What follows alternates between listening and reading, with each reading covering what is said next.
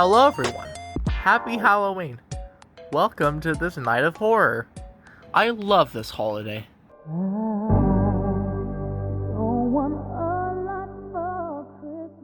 I swear to God, I just heard her. I love Halloween. It is my favorite holiday of the whole year. There's only other holidays that I love maybe more than Halloween, like Christmas and... Okay, maybe it's just Christmas. But mainly, my favorite holiday is Halloween. I wonder why. I love horror. I love horror movies like Halloween, The Shining, animated ones like Nightmare Before Christmas, like Coraline and shit. Or like horror games that I like FNAF, Silent Hill, Resident Evil, Luigi's Mansion. My favorite movie is Ghostbusters, which technically isn't a horror movie, but it's like a comedy thriller. But I can go on about all the horror shit that I love, but there's a topic I want to focus on today. Analog horror. Analog horror is a special kind of creepy I'm into. I was first introduced with the Walton Files and Mandela catalog, but I'm not talking about those today. Originally, I wanted to do a video essay on the original Halloween 1978 film, but I already did that. It really has been 3 months. And I've seen something I've watched and wanted to make a Halloween special of instead. To get into what I'm talking about, I've been following a creator for a while. 3 years ago, a creator named Pastor Spectre uploaded a video called Why FNAF 3 is the best in the franchise, and basically I've been following him since. I watched every stream from him in every video I've kept up. I've seen him in everything he has recently uploaded. And right now, the Creepypasta event just ended and... What? Huh. He finally played Sonic EXE. That's interesting. I don't really remember anything from that stream. I've never played a game so easy in my entire... Now, the reason I brought up Pastra is because he's the guy behind Dreams of an Insomniac. And probably the most underrated analog horror he has ever made. Seriously. The first time I've seen this had me hooked from take one. How does this not have a lot of views? That is very little compared to his other videos. This is so underrated. Genuinely. Because, Pastra, if you're watching this, kudos to you, because this is amazing. This is probably, one of the best analog horror I have ever seen. In my opinion. So, what I want to do with this video is to bring more attention to the best of my abilities by making an hour-long video of it, probably. And of course, to celebrate Halloween. So, what I'm going to do in this video is that I'm going to analyze everything and try to pick up every little detail that I mentally can, and watch everything related to the series and try to come up with my own theory and what might possibly happen of what's going to happen in the series. Now, we got all that set up.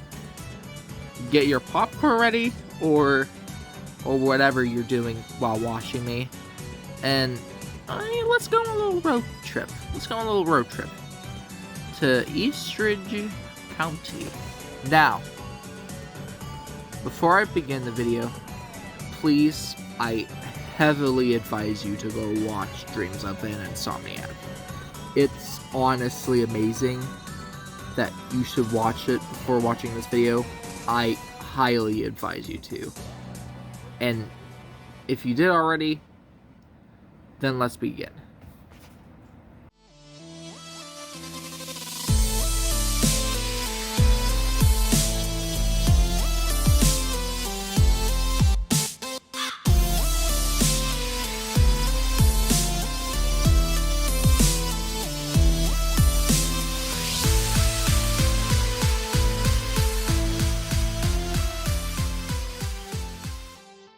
Already shit my pants right off the bat for the trailer for Volume 0.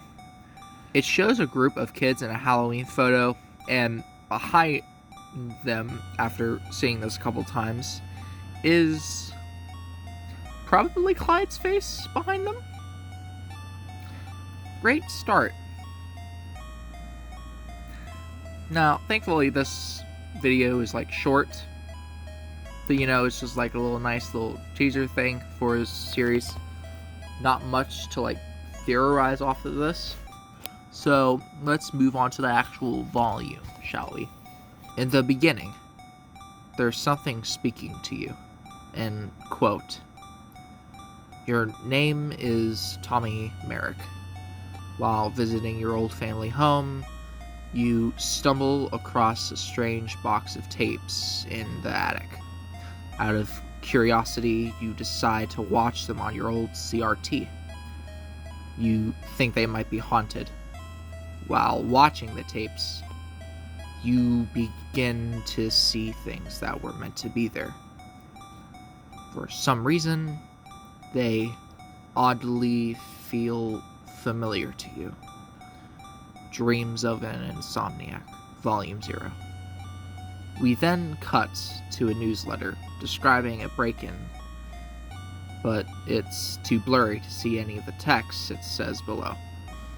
The person talking over it explains that there was a break-in at a local Eastridge County store for Halloween decorations, namely Grimzo's, as the mascot itself is actually a reference to one of Pastra's other OCs, before settling on Clyde.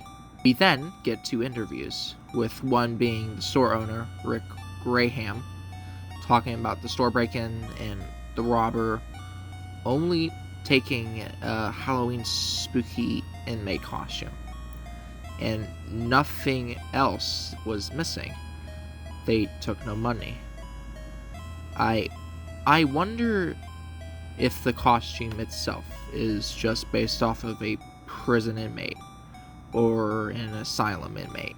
People of the county residents were very confused by this, and the narrator saying that there was no security footage of the incident.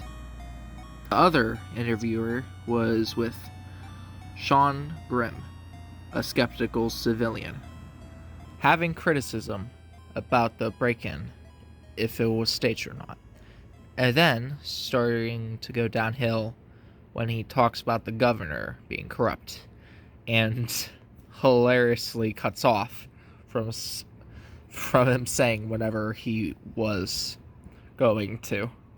It then cuts to another video of 6 missing children going missing. They were continuing night, but stopped 1 hour later. It then goes to an interview of one of the people that were witnesses, Alex Williams, saying that they were just trick-or-treating, and then out of nowhere, a scared mother comes up to them and wonders where their child is. They start looking, but it then leads to panic as more mothers of the missing children come in, who are also looking for their children, and then eventually getting the police involved. And this only happened 1 hour. That's alarming. Then we get the names of the children, with creeping levels of AI children. Jack McDonald, John Thompson, Ashley Wright, William Lewis, Norman Harris, and Sam Wilson. I don't personally like that he used AI, but I can't lie that it helps with the creep factor, and also not just using real missing kids, instead making ones for this video. The police have been searching for the culprit. While they don't know what it is, an eyewitness made a sketch depicting of what the culprit looks like, with it being an orange costume, striped arms and legs, horns and a tail, and yellow teeth and eyes. It then cuts off to Officer Kruger, quoting, "It breaks my heart to hear the horrible tragedy which has come over our town tonight. I promise, not only as an officer on duty, but as a father myself, that these children will be found and the culprit behind these horrible kidnappings will be brought to justice."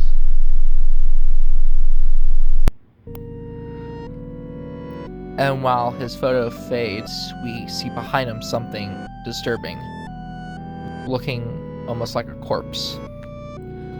We then cut to the police training tape, 1989.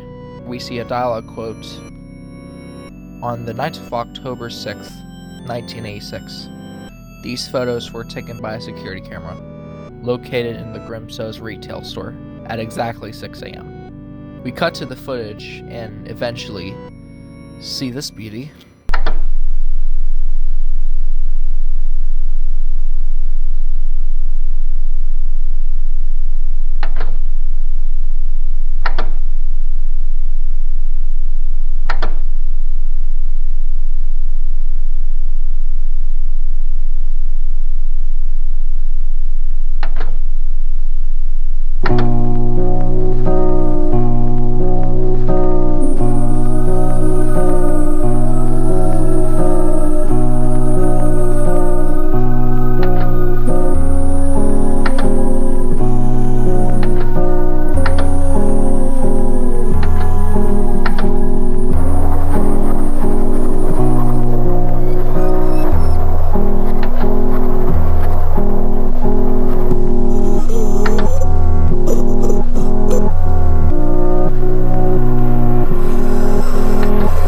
I love the face. It's creepy enough to it just being burned into the back of your head.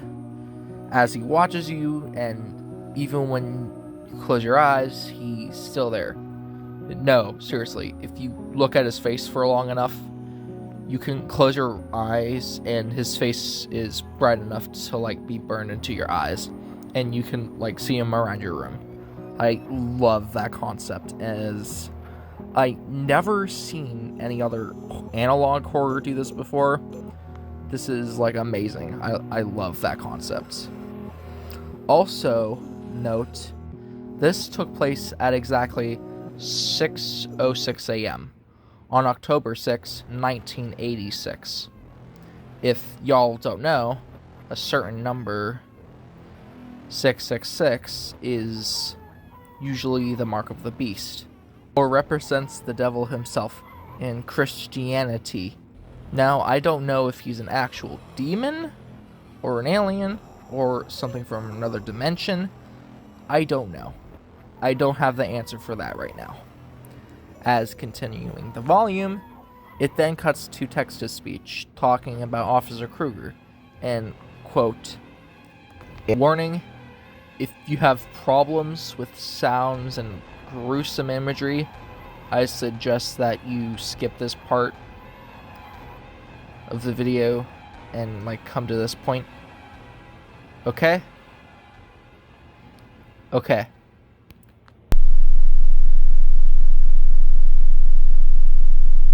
After multiple years of extensive mental and physical therapy, Officer Kruger, a surviving victim of the demon, was finally able to inform detectives of the events that transpired on the night he came face to face with this dangerous creature.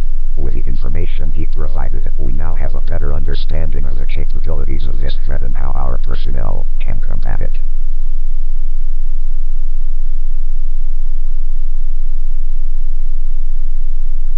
Firstly, the creature appears to be capable of causing both visual and auditory hallucinations. hallucinations to those that are within close proximity to it. This makes it incredibly difficult to locate and contain the creature. As a precaution against this, all ECPD personnel must operate alongside a fellow officer at all times. If you are alone at any point, attempt to locate your nearest fellow officer as quickly as possible. Do not let the demon fool you. Grab a hold of the nearest object you can to discern your surroundings. If you see or hear someone you know nearby, it is not them. Once you have located a fellow officer, vacate the area until the effects of these hallucinations begin to fade away. Secondly, physical contact with a demon is incredibly dangerous. Following his encounter with this creature, Officer Kruger had developed severe physical abnormalities which are still being treated to this day. The most significant of these abnormalities include discoloration of the skin.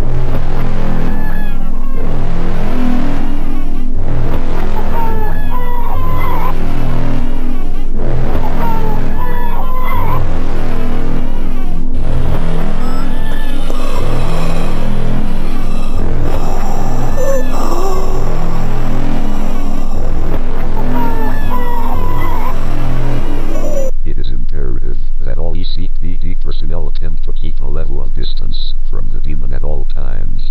Do not attempt to approach it unless it is absolutely necessary or it has been terminated.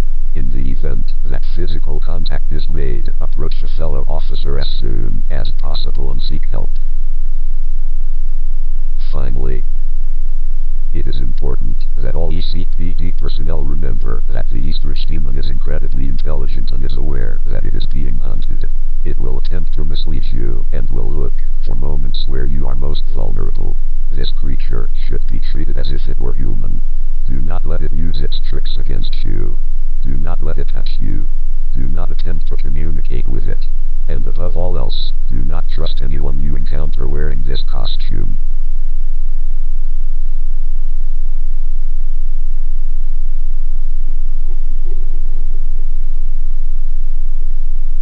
To note is that he can cause hallucinations and make you see things.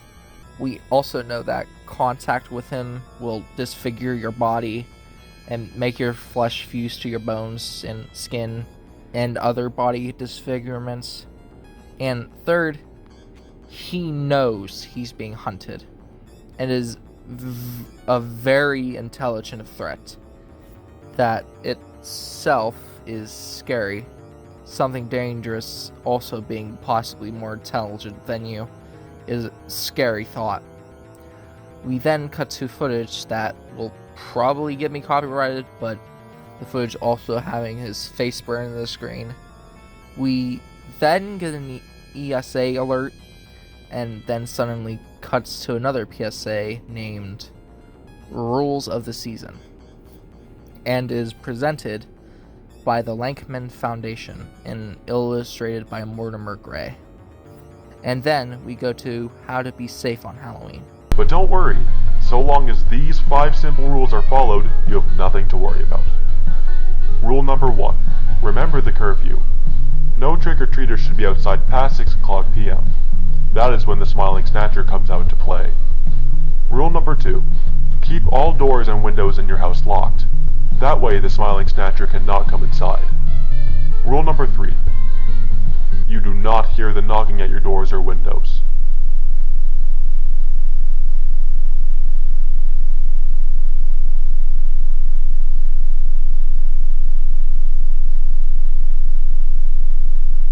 Rule number 4. You do not hear the knocking at your doors. Rule number 4. If you see or hear someone you know outside past curfew, that is not them. That is the Smiling Snatcher wearing their skin. And finally, the most important rule of all. Rule number 5. Do not trust anyone you see wearing this costume.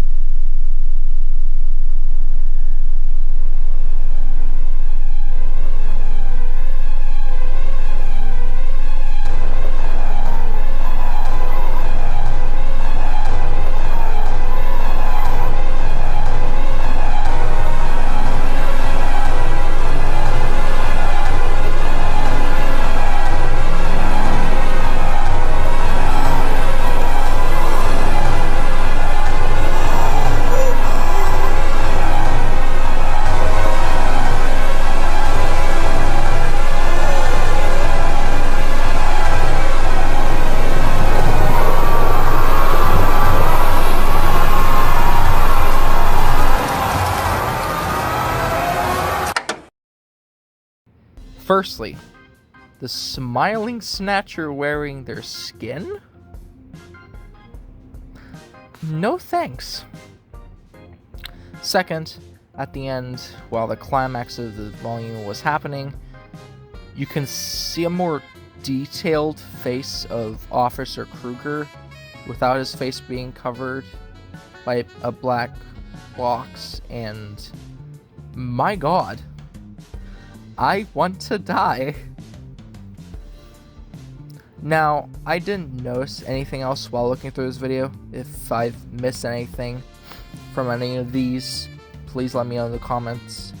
But after that, pretty much wraps up Volume 0. This is a damn good start to the series.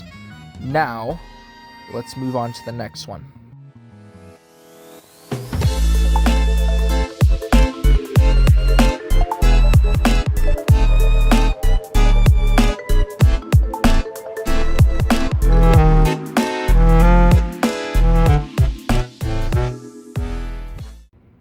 In the description of the video, quote, "After viewing the first tape you found in the attic, you found yourself too afraid to put another in your VCR.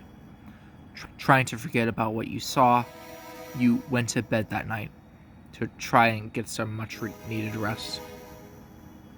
But those things you witnessed, those things you heard, they kept you up. The curiosity began to eat away at you. So you went back to your CTR late in the night, and despite your fear, you put in another tape. We see a photo of Officer Kruger phase in the blackness for anticipation, and then cuts to the skeptical civilian saying what he was saying earlier in the last video. But then someone behind him in the camera cuts and reveals that there were multiple takes of Sean, suggesting that the one earlier was staged or planned out. Maybe for a cover-up. I don't know. It then cuts the name of the video in loving memory. It goes back to the photo and his name, Kenneth Kruger, revealing that he had passed away between 1956 and 1987. The narrator says that his body was discovered hanging in the closet of his son's room, and a note suggesting that he took his own life. I would read this, but the letter is too blurry. And note, when they talk about this, his son finding his body, you can subtly hear his cries when the narrator is talking about mental health. And while the narrator was talking about mental health, he gives you a self-harm hotline for anyone who is on the break. The phone number itself is too glitched out, but pretty sure that the phone line doesn't work. And the text above it saying, "You are not alone. Just call the number to seek help."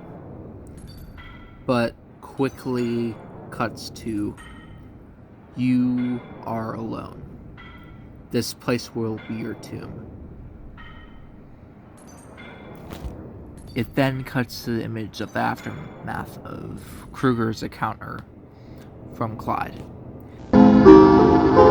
Help. Please help me. I just want to die. Why won't you let me die? Because I still have use for you yet.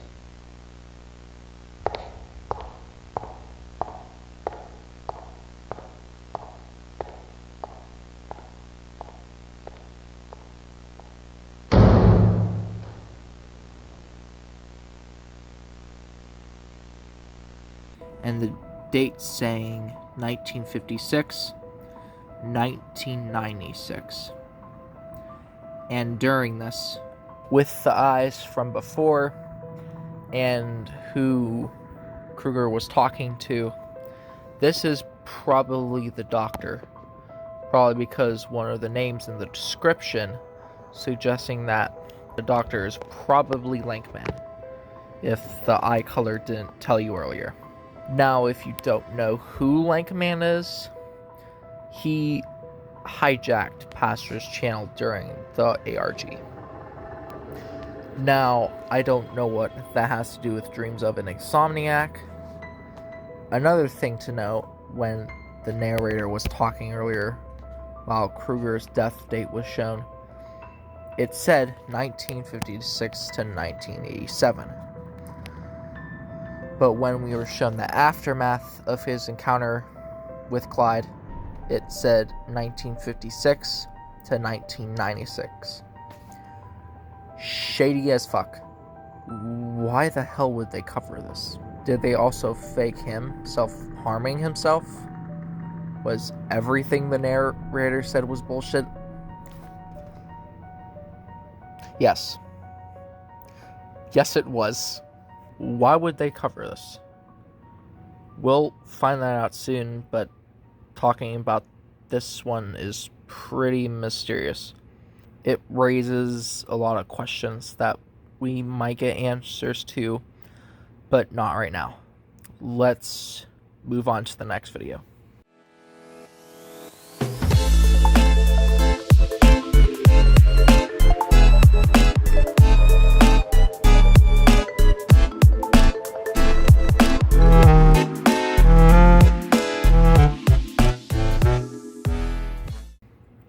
Reading through the description again, quote, "Looking through the collection of tapes once more, you find a set which seems out of place. They're kept in a separate box with the name Alex Williams crudely written on it, with what looks to be a cheap black marker. Looking inside, you can see that all the tapes within are labeled as being part of a Foundation archive. Curiosity gets the best of you once more, and you put the first tape you find in your VCR. The viewing of this tape is meant only for the eyes of authorized Foundation personnel. Unsolicited viewings may lead to termination." On the night of January 6, 1987, the ECPD has received a phone call from a distressed man reporting that something was trying to break into his home. Upon the dispatcher's arrival, he, as well as anyone else who may have been living in the house, were reportedly missing. The only evidence that was found in the scene of the crime was a photo album, as well as a camcorder which seemingly contains footage of the events which transpired that night. Upon opening the photo album, detectives were baffled to find that all the photos were horribly distorted. This made it incredibly difficult to identify the people depicted. It cuts to someone walking down the road, snowing. The footage tinted in yellow monochrome. January 6th, 1987. Search 6. It cuts to another photo. First night out. When detectives questioned neighboring residents about the identity of the family photos, none of them were able to provide any useful information. One of the residents went as far as to say that no family has ever lived in the house. It was like they never existed. It quickly cuts back to the man walking in the forest. Now, this happens.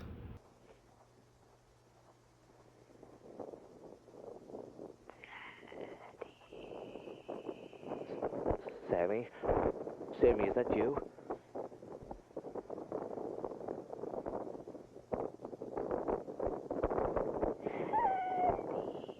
I'm right here, Sammy. You're gonna have to help me though, honey. I can't find you.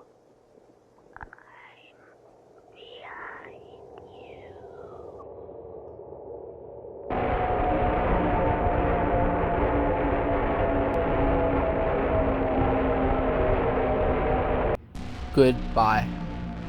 While the culprit behind these disappearances remains a mystery, several photos of the album, as well as the 911 call made that night, suggested that they may not be human.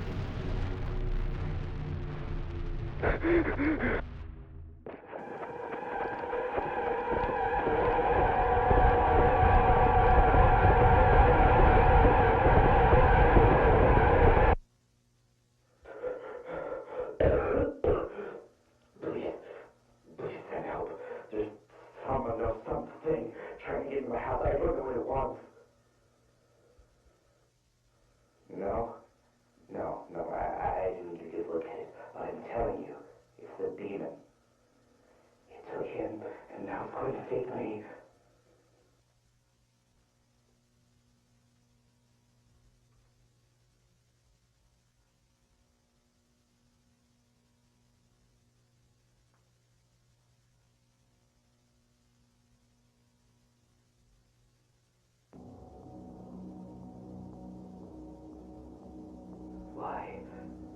Why you keep using his face? Why are you doing this to me?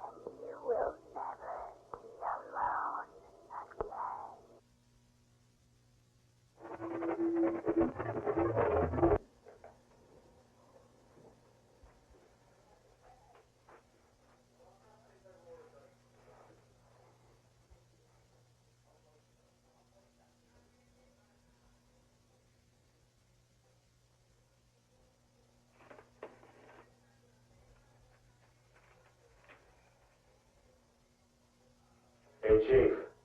I think I found something.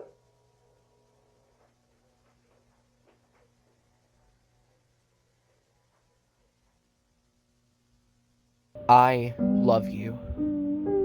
The only clear photo of the perpetrator. First to note, this is the father of one of the missing children. We get this when Sammy, quote, is calling out for his father, and Sammy is one of the names of the missing children. Second to note, him referring to the demon using his face either implies that he's wearing his costume on the night he disappeared, or when the narrator said before, he said wearing their skin, and is literally wearing his son's face. Or it could be a hallucination that he can project to people around him from the police tape. We don't know, and this being postura, this is probably left for interpretation. Third to note, him calling the father an empty man in an empty home is again referring to the family probably having a fallout after the missing incident, and him saying that you don't have to be, and saying that they are screaming your name is one, luring him to follow him. Two, it could also imply that the mother is also missing or dead. It could also be the other missing children that is screaming his name. Or this could be literal, and they could be souls trapped and Clyde hearing them literally screaming for the father's name. But again, that's probably for interpretation. This one is really good. I love the atmosphere in this. It feels old, abandoned, literally. The yellow tint is somewhat cold and almost warning us. It could also imply that the demon is near and is watching him. waiting for him to go deeper into the forest and enter the graveyard. Probably one of my favorite aspects in this. Now that we've finished this one, let's move on to the final one.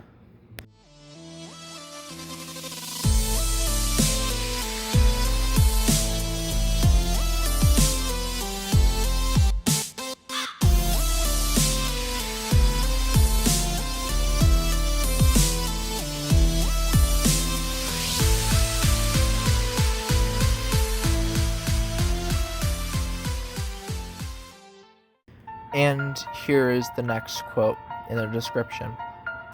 And this one is pretty long.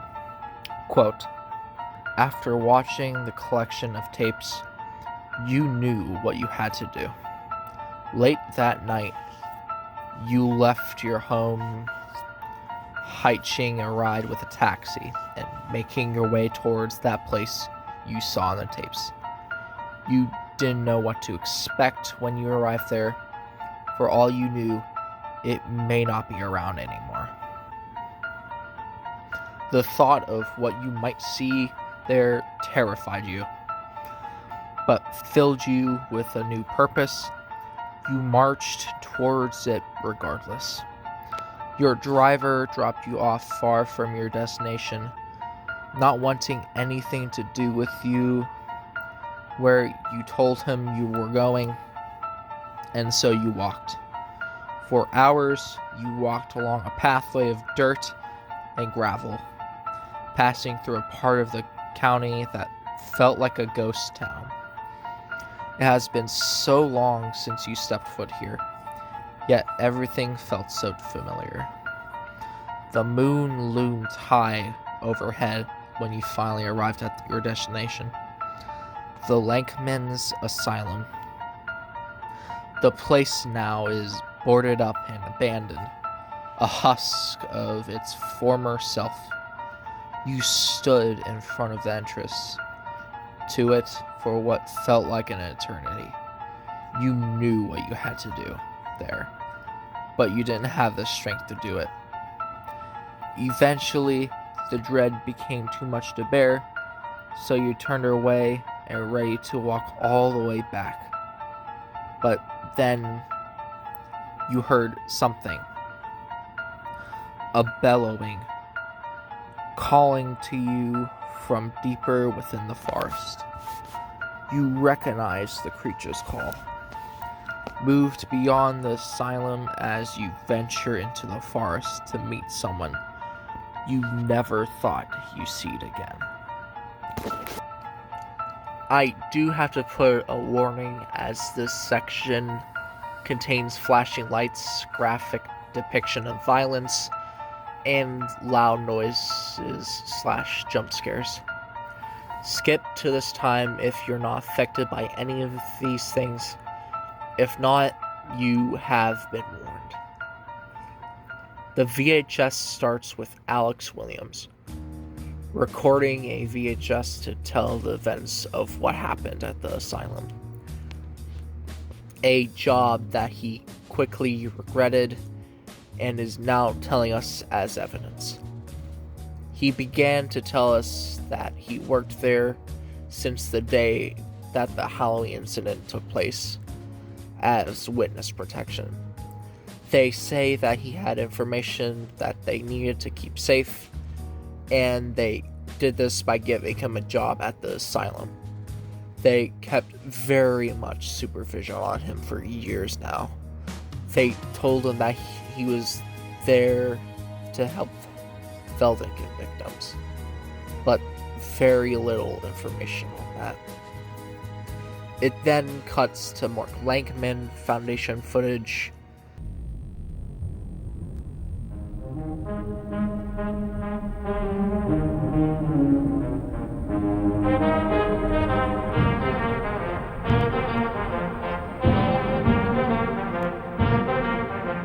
Hello? You don't know me, but I certainly know you.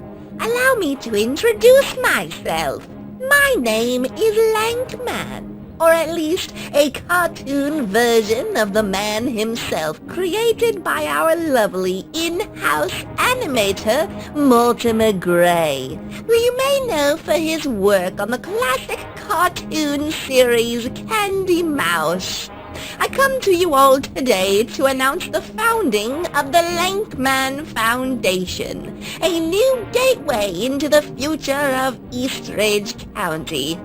4 years ago, our lovely town was plagued by a species of creature we have come to know as the Veldigan.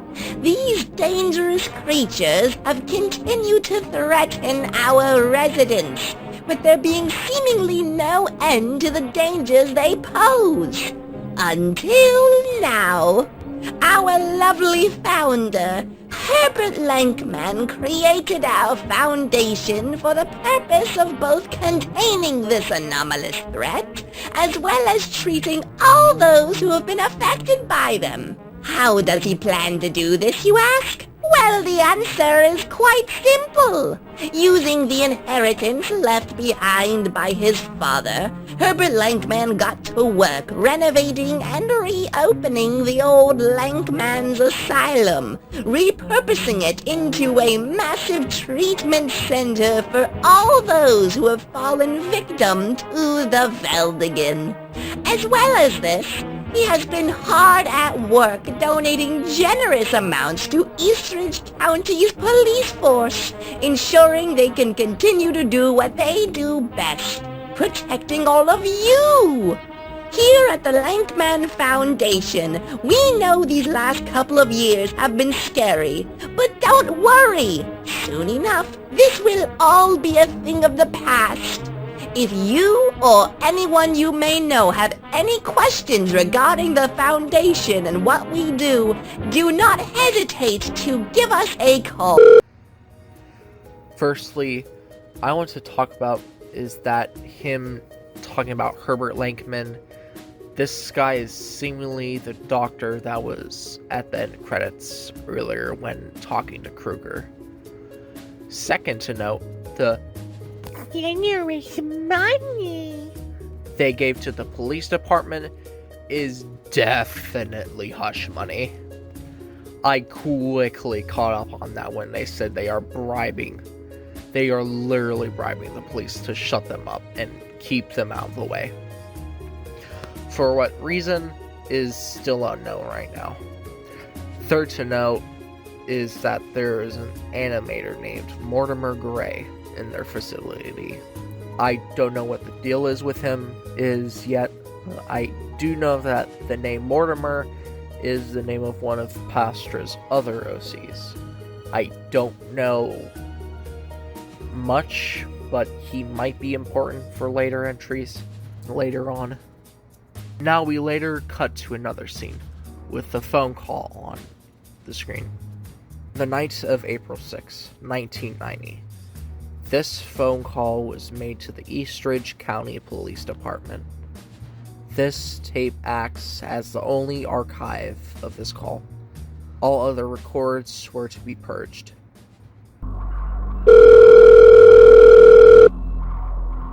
Eastridge 911, where is your emergency? This is 45 Elk Crescent. Send the police, please! Can you describe the situation to me, ma'am? There's a group of men trying to break into my house. They're slamming on the door. Please send the police now! The police will be on their way in a moment, ma'am. I just need you to breathe. Did you get a good look at these men? What did they look like? I don't know what they look like. They're all wearing masks. I can't see their faces. They look all the same! What kind of masks, ma'am? Yellow ones? They're wearing yellow masks. Do they look like bandages?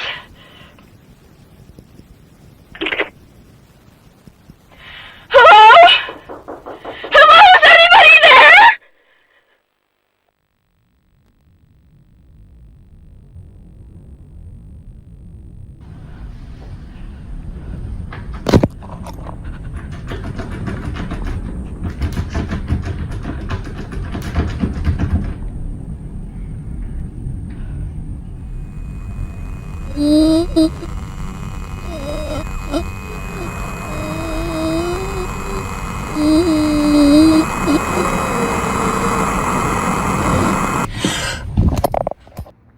Then we get the phone call. And firstly, that further proves that the police are bribed to be quiet when they hang up on the woman, as soon as she described what they looked like. Second, why would they do this? I don't know, but I'll try to find an answer here soon. We cut to Alex again, talking about the strict mandates, and talks about the goggles that were to prevent for not to see hallucinations while working. They apparently say that it's used for treatment, for exposure, for the patients. The patients themselves were scared of the workers. No matter how much they try to help them, they were reportedly hearing horrible music somewhere in the building. He also talks about how all the employees don't really care or comprehend what's happening to the people being treated on. It then cuts the next piece of footage. Here in the Lankman Asylum, it is imperative for all staff members to be aware of our state-of-the-art hallucinatory environment. Through this unique environment, we are able to keep all patients within our walls in line, as well as treat their conditions through exposure that no other location can provide.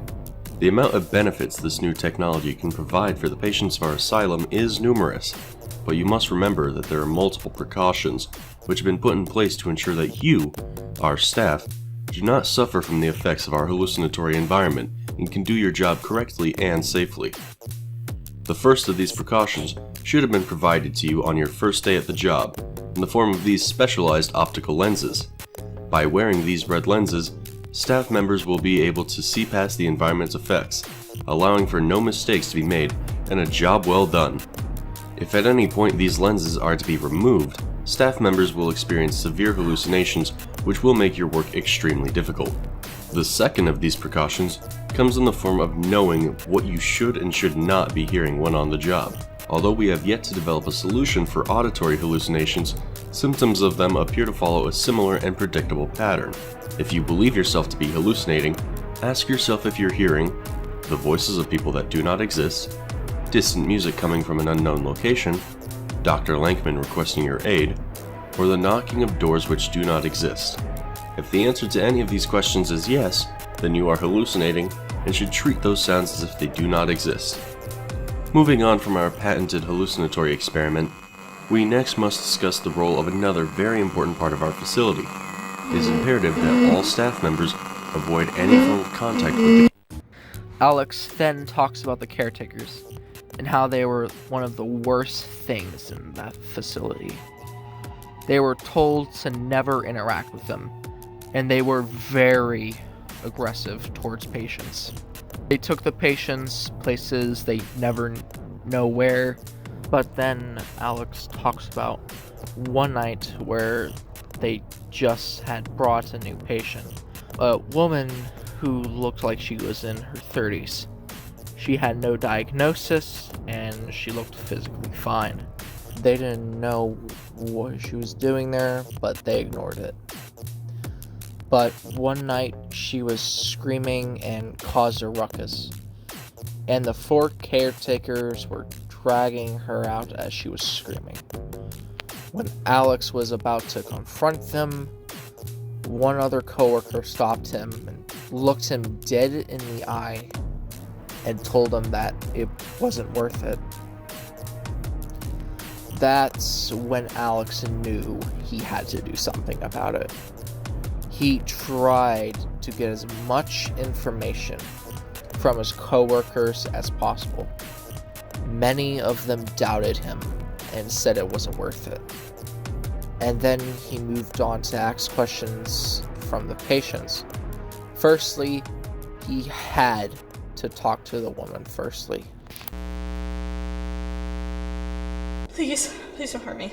I promise I'll behave. I don't want to go back. Listen, I don't want to hurt you, I promise. I'm just here to ask a few questions is all. I'm sorry about what happened to you the other night. It was horrible. I want to try and make sure that doesn't happen again. and it would help a lot if you could answer my questions. Okay. Alright, thank you. Okay, so my first question. Why were you brought here? You didn't have any diagnosis, and you don't seem to suffer from any symptoms of Veldigan sickness. I don't know why I'm here. These men broke into my house. Nobody came to help me. The doctor told me I'm sick, but I don't know what he means. I'm sorry if that doesn't help. It's okay, don't worry. That helps a lot. You're doing great. Now, my next question. That night when you were attacked here, I know it must be a lot, and I'm sorry to bring it up, but do you know where they took you? I don't know. He told me I can't tell anybody. I'm sorry, I can't tell you that. He said he would take me back there. And I don't want to go. I don't want to go. Hey, it's all right. You're not going to go back there, I promise. I just need to know where it was. Nobody else will know. They took me to room 66. What? No, that's not possible. There's only...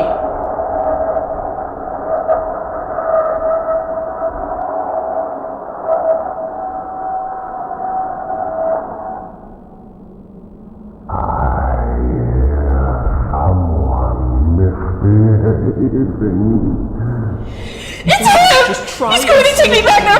Please don't let me take him back! He isn't going to take Don't let him take me back! Don't let him take me back! Wait for a moment, Just what do you think you're doing?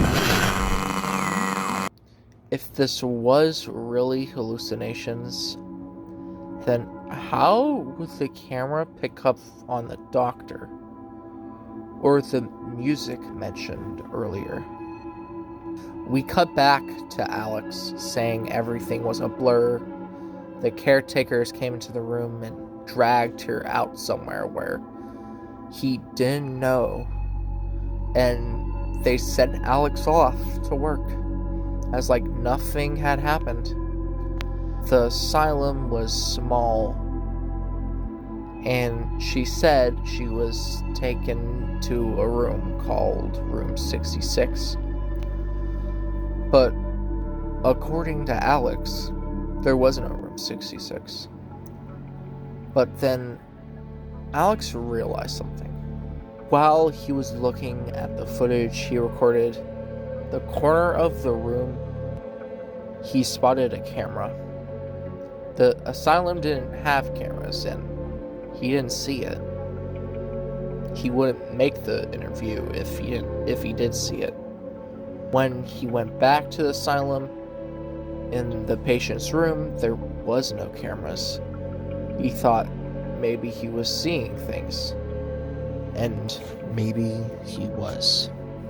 Turns out that everything that he saw through the goggles was bullshit. There was no hallucinations. Just another lie they told them. He later went back to the asylum and looked for room 66. And when he found it, I can only show you with words that I cannot describe. Late one night when no one else was around, I tested something. Something I was afraid to. I removed those goggles they gave us. And when I opened my eyes,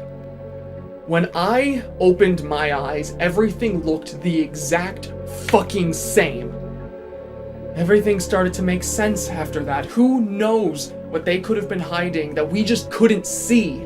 Cameras, people, rooms.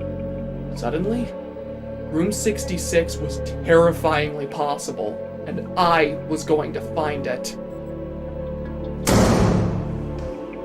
I returned to the asylum later that night with a camcorder in hand.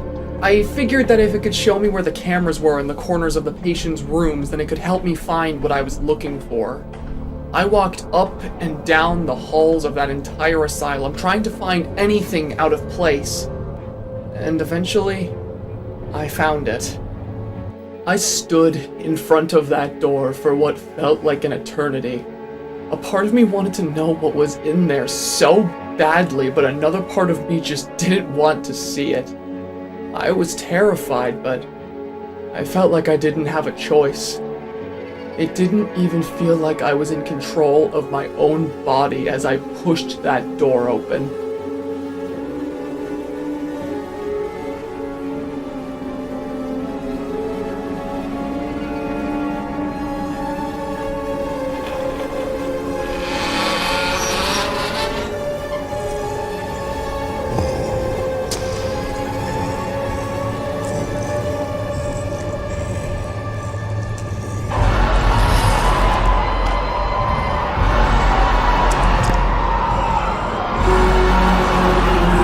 Help me!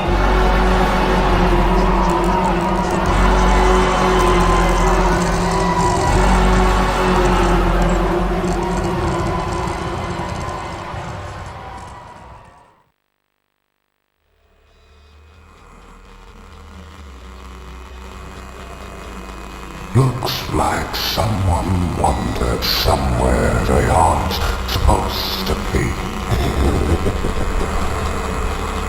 In that moment, cornered and alone, I finally understood what they were so afraid of. I was finally seeing what they were seeing. For the first time,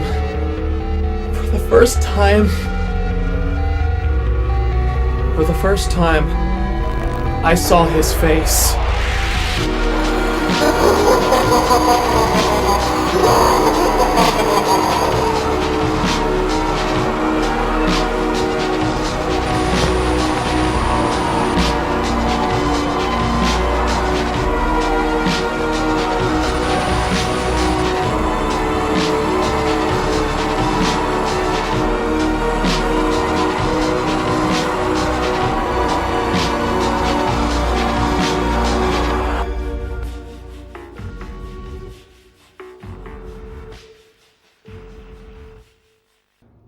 After that, Alex finishes up the tape with the doctor just letting him go back to work and continued as normal, like it never happened. And the reason why he recorded this VHS is because he feels like we may never hear from him again. And he was being stalked by people, stalked by cars following him with tinted windows, and the caretakers being more aggressive, and his co-workers treating him as if he never existed. And they don't want him talking anymore. And they made him research someone dangerous. And once they told him about it, they no longer need him anymore. He learned about the person, something that Lankman doesn't know about. And he is later meeting that person. And we may never hear from him again. He left us something important. Before his friend was never seen from again, seemingly taken to the Lankman Asylum, he gives us the archive. Every lie they told, every secret they kept, and everything that Alex recorded.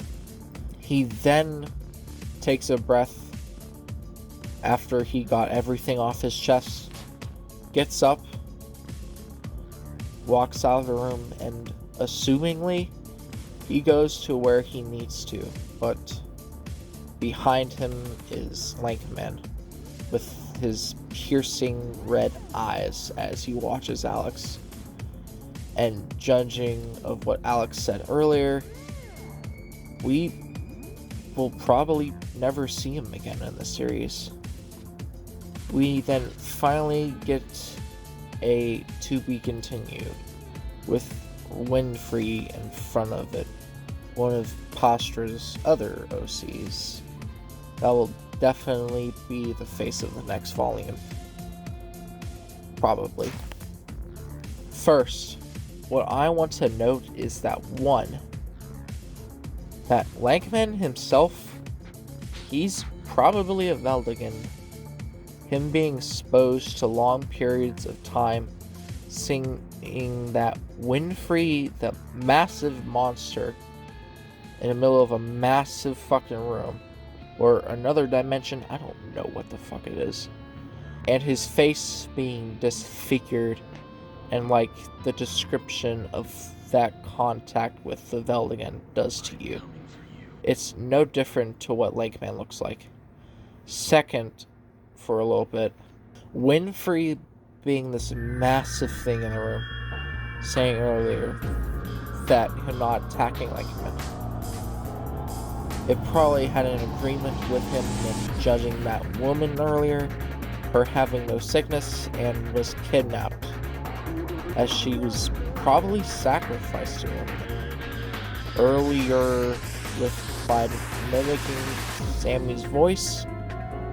What we hear of the woman's last words before Lakeman was probably either her calling out to Alex to save her, or Winfrey mimicking her last words before it got to her. That very implies that she was alone in her final moments and scared, but that part is me interpreting what I saw, and me seeing other videos online. I saw no one else talk about that detail, at least in my research for this series. Now that we went through every video for now, I want to go through a couple of things before ending this video.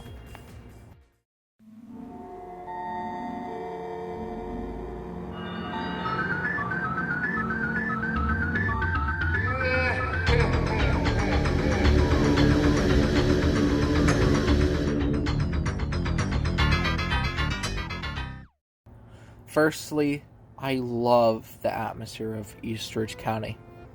It first starts as a peaceful town, then one night it suddenly goes into chaos. This once peaceful town has become a nightmare to live in. You can't trust anyone you see outside because it could have been a demon wearing their skin. The Lankman Foundation tells you lies and keeps everything secret. Even the police, who was supposed to protect you, will hang up on you and keep quiet with bribe money. Nowhere it feels safe in this town.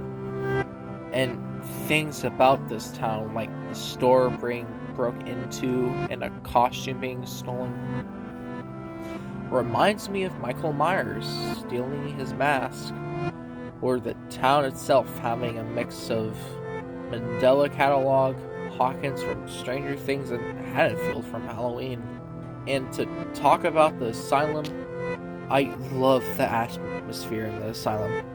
Whenever Alex is talking, it's usually covered in this bright green, but whenever we're at the asylum or when the climax of the video is going down, it is a dark, saturated red, covering the whole screen. That is just fucking cool. Cool stuff there. And another thing to talk about with the video is the music. The music itself is entirely original and made by Lyra Horrors. And my god, it, one, makes the scene 10 times more emerging for me, and 2, just a bop to listen to. And even in the music itself, you can tell what the atmosphere is. It's dark, melancholic, fits in an 80s film, and somewhat satanic at times, judging with the Mark of the Beast earlier. And I would love to say more about this, but this video is pretty lengthy already, and I want to give room to the next part of the video. So let's get into that.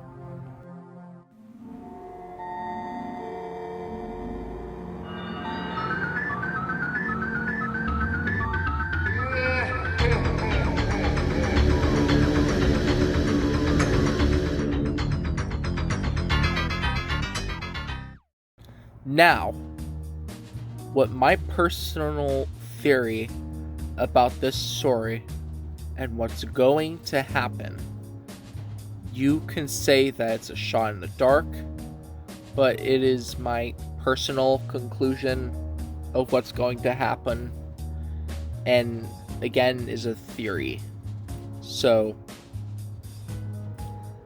don't come at me.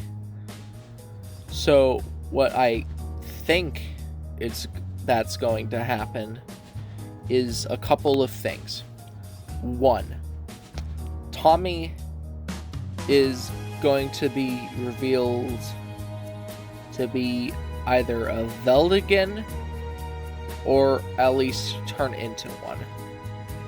In the description of the Foundation archive, when he was about to seemingly enter the asylum, he hears a voice that he hasn't recognized in a long time and goes toward it. And if we see what happens in the series, we know that's a Veldigan, mimicking other loved ones, and probably wearing their skin. And of course, Tommy would definitely recognize them. And with what happened to Kruger while contact with Clyde, slowly and painfully turning him into a Veldigan, and it will probably end with Tommy becoming one and suffer. And what I think it ends with him finally entering the asylum, and goes along with my other theory. 2. Room 66 in the asylum is either another dimension or the portal to hell itself. With how much that Lankman wants to hide this, lying to keeping secrets, he either wants to experiment on the Veldigan or is seemingly working with them. And to this being a literal portal to hell or another dimension, this proof is with all the satanic imagery we see throughout the series. With the number 6, the mark of the beast, being very prevalent and associated with Clyde and Veldigans. And even the room itself that takes place in is marked 6-6. And the room inside is a dark sky red and seemingly organic material on the floor, either being Winfrey's victims or seemingly other Veldigan's victims. And with this info, it might be revealed that Lankman, Veldigan himself, could also possibly be a cult leader by sacrificing innocent victims. Now that I personally think this is going to happen, I repeat, this is just a theory. It could possibly be something completely different. And now that I've finished up my theories, let's be honest, I want to finish this because this has gone long enough. Let me just go to the conclusion of this video.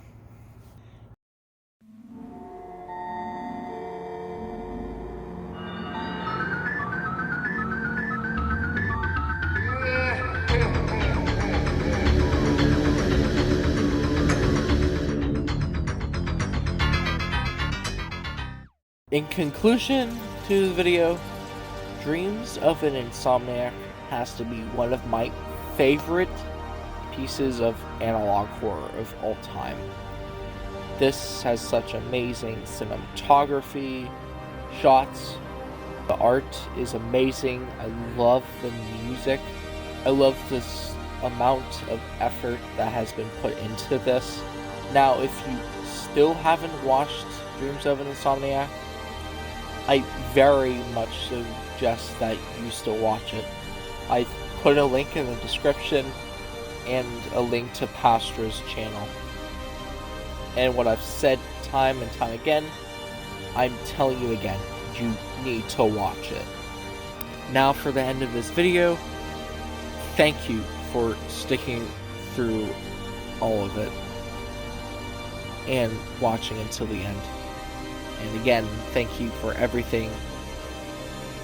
Thank you for everyone supporting the channel. It means the world to me. And on that note, this has been a fun video to make for Halloween special. And again, I love this holiday. And now that we're at the end, I then give you a farewell, and to everyone, a happy Halloween. And have a horrific nightmare in your dreams. Wow.